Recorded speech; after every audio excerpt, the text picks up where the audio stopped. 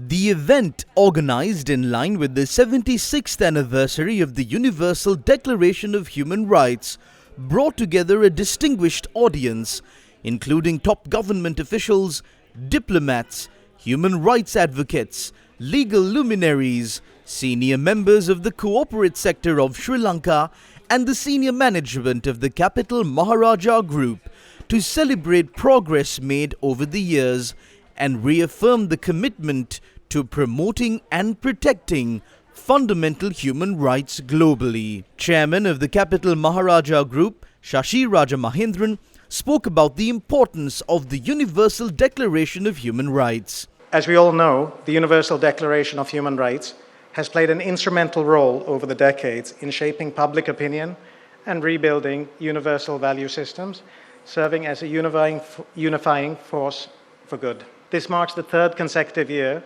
that the Capital Maharaja Group proudly hosted this event. During this time, we have dedicated the 10th of December to various activities that promote human rights, protect them, and uphold the rule of law. It was a time when we, as a large conglomerate, recognized the critical importance of bringing human rights and justice back to the forefront of national discourse.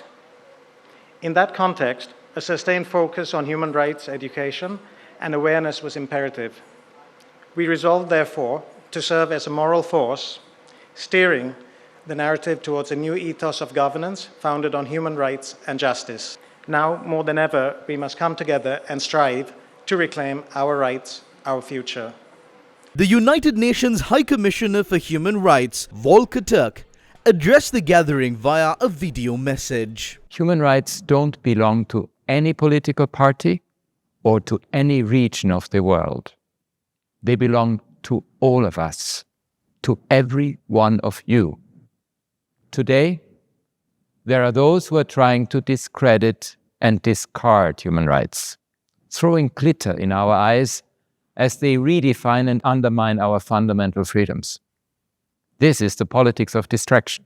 They built the international human rights system, bringing real improvements to the lives of people around the world. The full promise of human rights is still to be fulfilled. The evidence is everywhere. So I urge you to stay the course, mobilize, use your voices and votes, reach out and connect to build strong social movements that stand up for your rights and those of future generations. Group Director of the Capital Maharaja Group, Siobhan Daniel, spoke about the essence of human rights and CMG's unwavering dedication to standing for those in need. You know, the whole point of human rights and why it's so wonderful is because it's an opportunity to fight for each other. It's extremely rare in the animal kingdom, where the strong fight for the weak. But here, we've made a commitment to do exactly that.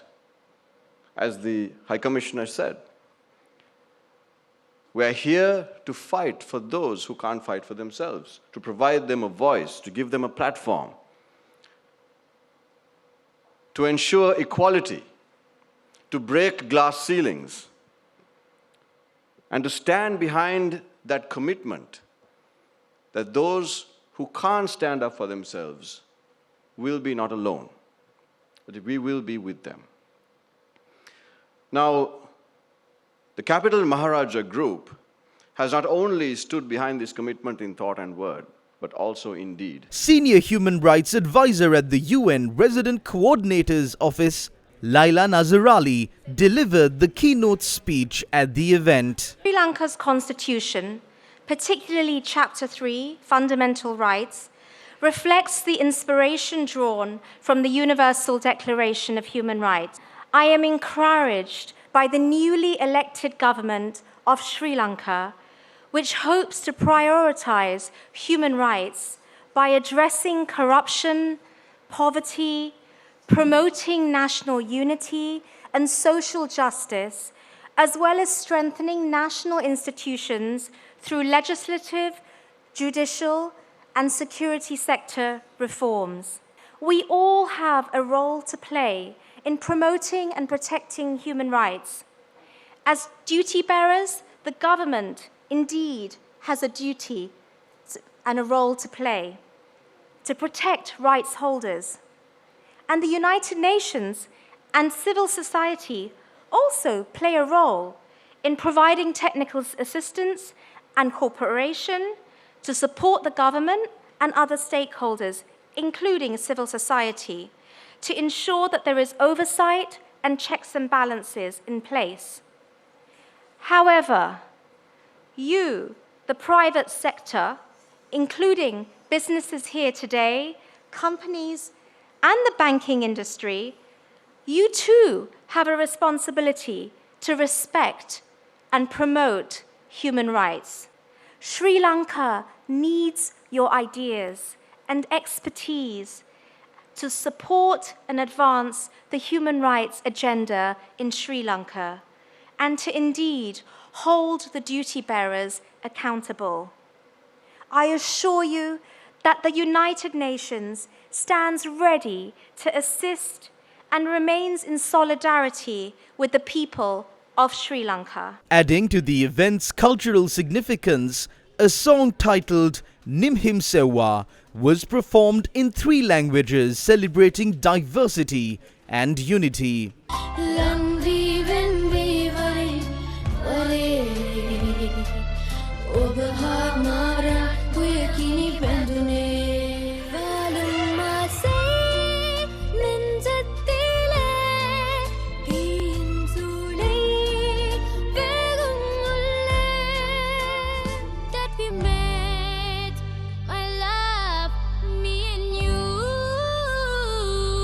Secretary General of the Asia Pacific Broadcasting Union, Ahmed Nadeem, also addressed the audience, emphasizing the role of media and communication in driving positive change.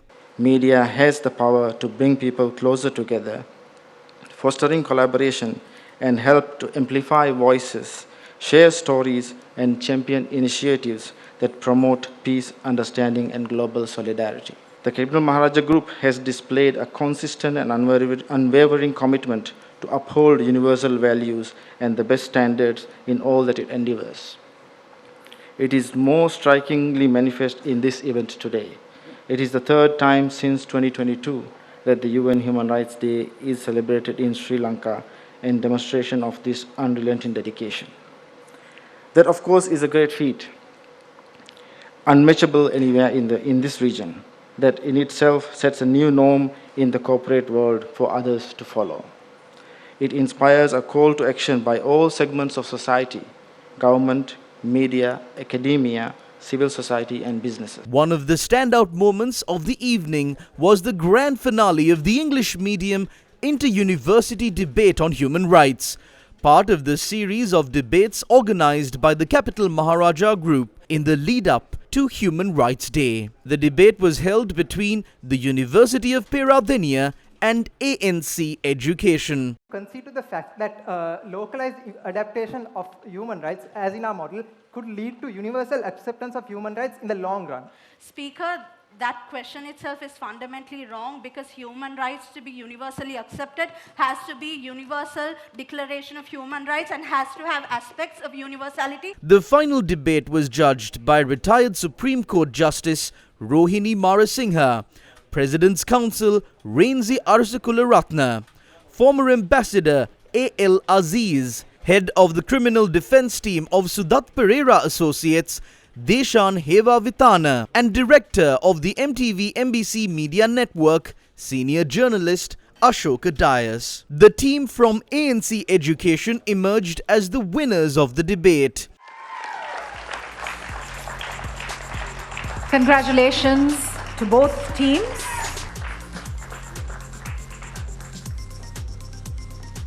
In the Sinhala language debating competition, the team from the University of Kelaniya was adjudged the winners, while the team from Sri Lanka Law College became runners-up. In the Tamil debating competition, the team from the Asia Pacific Institute of Information Technology claimed victory, with the University of Jaffna finishing as runners-up. Delivering the vote of thanks, Group CEO of the Capital Maharaja Group, Suresh Srinivasan, spoke about the significance of advancing human rights in today's world.